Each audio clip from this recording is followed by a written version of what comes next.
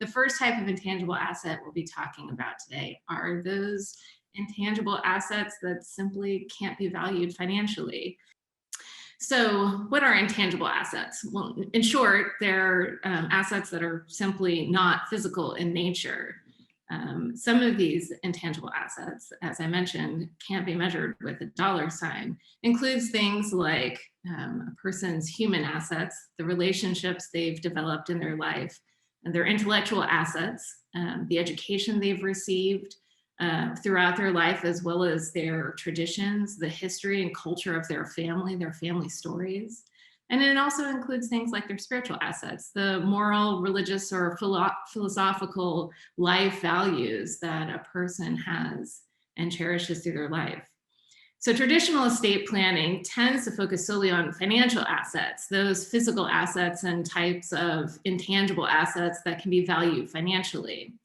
But according to a 2013 survey, most people considered values and life lessons to be more than twice as important as financial assets or real estate to be passed down to future generations. So why is it then that most estate plans only focus on financial assets? Well, the answer is pretty simple. Financial assets are fairly easy to talk about and to plan for. Discussions about personal and family values can be difficult. Most people don't have an emotional attachment to their stocks or bonds, but if they have to look back over their lives and talk about how they've grown and changed, it often brings up painful memories. I mean, most of us learned our life lessons in the school of hard knocks. But it's precisely these kinds of stories, the ones that mark turning points in our lives, or that provided a valuable life lesson. These are the stories that people most want to pass down to their children. So here at Lockerbie Law, we know our clients want to pass down much more than just their financial assets. So the question for us became, how can we do that? How can we provide a way for our clients to leave a lasting legacy for their children and grandchildren that's more than just their financial assets? A plan that will encompass their values, their principles, their family traditions, and stories. And our solution is the Legacy Capsule. A legacy capsule is a recorded conversation that our clients do here in our office, where they get to talk about their family values. And each of our estate planning packages here provide the option of creating a legacy capsule. So how does it work? To begin, we provide our clients with a catalog of questions to get them thinking about what values, memories, and traditions they consider to be most important to pass on as a legacy. The questions are broken down into broad categories, life events from childhood and adulthood, questions about our client's personal identity or their family identity, questions about the present, interests, hobbies, sports, thoughts on aging, their favorite age, how they've changed as they've aged, and plans for the future. And then, of course, questions about life lessons and legacies, family traditions, individual successes, turning points in their life, values, and philosophies. So the question should be used as a brainstorming activity, and it just gets clients thinking over their life experiences and their family stories. We tell our clients that certain questions will really resonate with them, and the answers to those questions will elicit meaningful life stories and explanations of what makes them and their family unique. Our clients select 20 questions, the ones that best tell their life story and describe the values they want to pass on to their loved ones. And they email those questions to us, and we put together an interview outline. On the day of the interview, our client comes into our office, and one of our attorneys uses the questions to guide the client, and if they're married, their spouse, through a conversation about their family, which is recorded here on camera in our office studio. We don't recommend our clients write out their answers. This is supposed to be a more informal storytelling conversation. We also encourage our clients to bring in family photos, whether they're current photos, old photos of the family, or ancestral photos. And we also encourage our clients to bring in family heirlooms. The items can be displayed during the interview. They can hold them up on camera and talk about them. Photos and historical documents we can scan in, including family mementos and photos in this way ensures that they can be protected virtually for generations. We then lightly edit the video and present it on a USB drive to our clients. And it's a gift that can be passed down to their children and grandchildren to help connect their future generations to the family even after they're gone. So why choose a legacy capsule? Well, in the past, extended families tended to live near each other and they'd get together often. And this created an informal opportunity for family stories to be told and retold so that the family history was passed down to the next generation. With how mobile we've become, we've lost those informal moments for family storytelling. And we're in danger of losing those family values, the intangible assets that people think are most important to pass down to their children. So by choosing to create a legacy capsule, our clients are choosing to preserve their family's invaluable, intangible beliefs, traditions, and family values through the power of technology. As our society continues to become increasingly mobile, using technology in this way is a way to ensure that these stories aren't lost. For instance, I think of my own grandfather. He's the storyteller in our family. And I saw him, quite a bit growing up, but I live in a different state now and my kids haven't seen him very often. He tells a story of his great uncle that he was named after, great uncle George, who lived on a farm in Monroe, Michigan, next to General Custer, and was invited to go to the Battle of Little Bighorn, which we now know as Custer's Last Stand. Fortunately, my great uncle declined, which was good for him and good for the family. But this story I've heard so many times. In actually prepping for this webinar, I realized my kids might not know that story. And the legacy capsule is our way of ensuring that these kinds of stories can be passed down to our children. Now, some people might feel that their kids simply aren't interested in the family story. But according to a 2018 study of families with teenagers and college students, more than 90% of teens and young adults can tell a family story when asked, even if they seemed uninterested at the time when the stories were told. So while DNA kits might be able to tell you who you're related to and your family's ethnic heritage, it's the stories of your family that really bring a family's history to life. And that's how people are connected into their families. And that's what the legacy capsule's for, to preserve these types of stories. And it's one of the ways that makes the estate planning experience at Lockerbie Law different. We understand that a family's wealth can't be measured solely financially. A person's financial assets are really just a means of passing down these other types of intangible assets, their values and their family stories. And these are the things that make up a legacy. So legacy planning really takes estate planning to the next level. And it's what we do here at Lockerbie Law. We offer a more holistic approach that considers not just a person's material assets, but also other types of intangible wealth, those values and life lessons that many believe are more important to pass down than financial assets.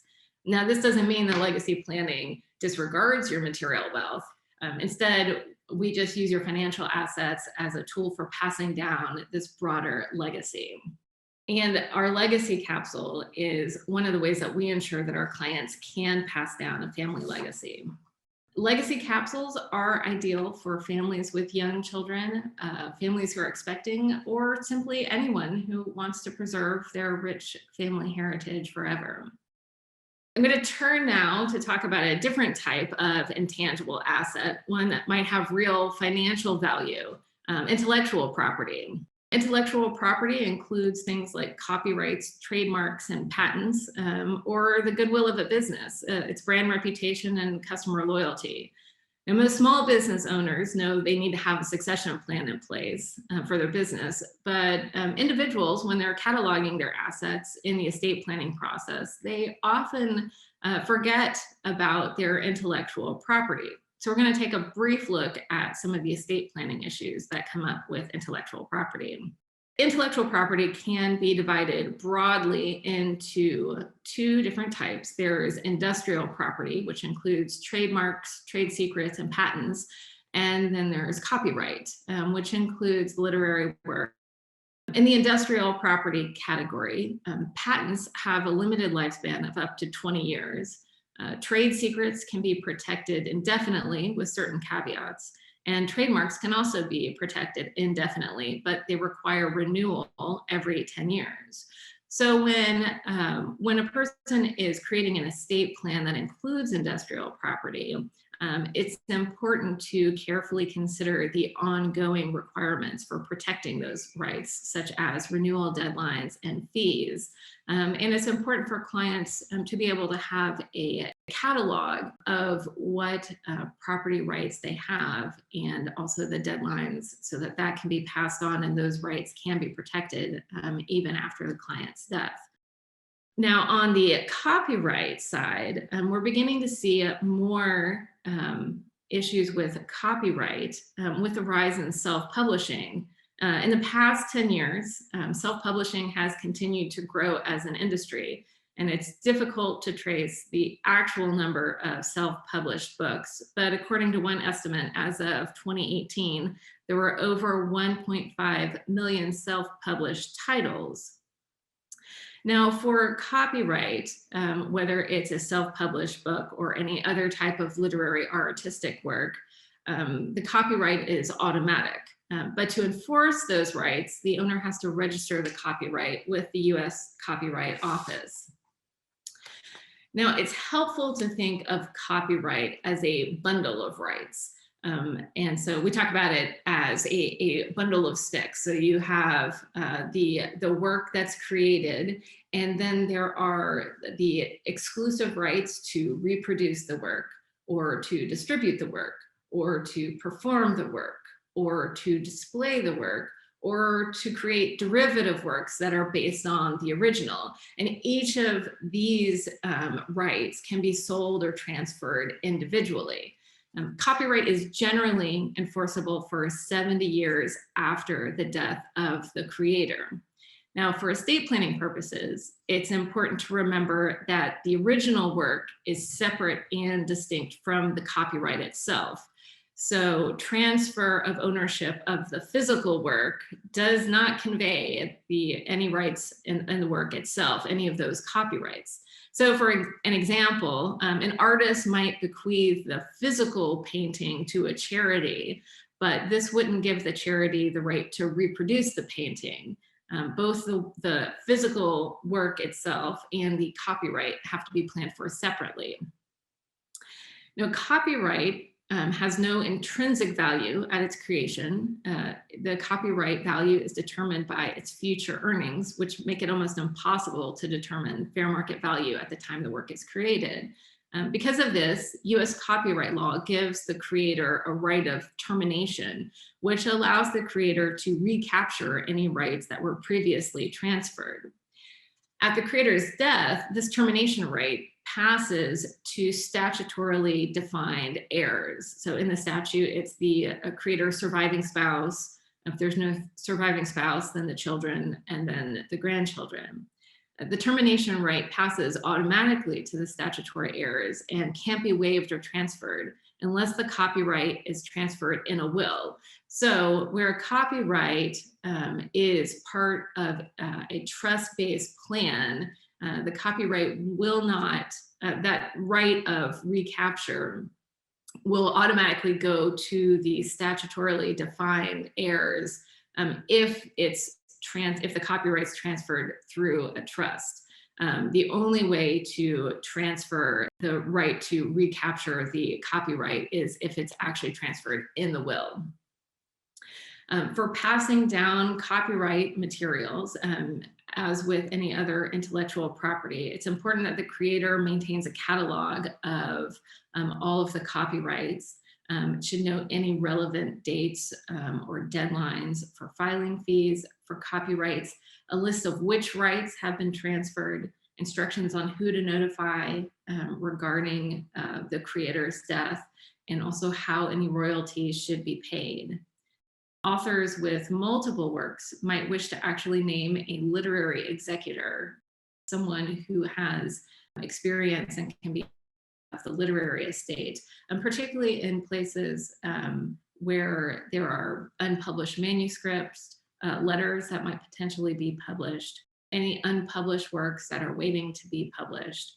And a literary executor is someone who can take care of all those things.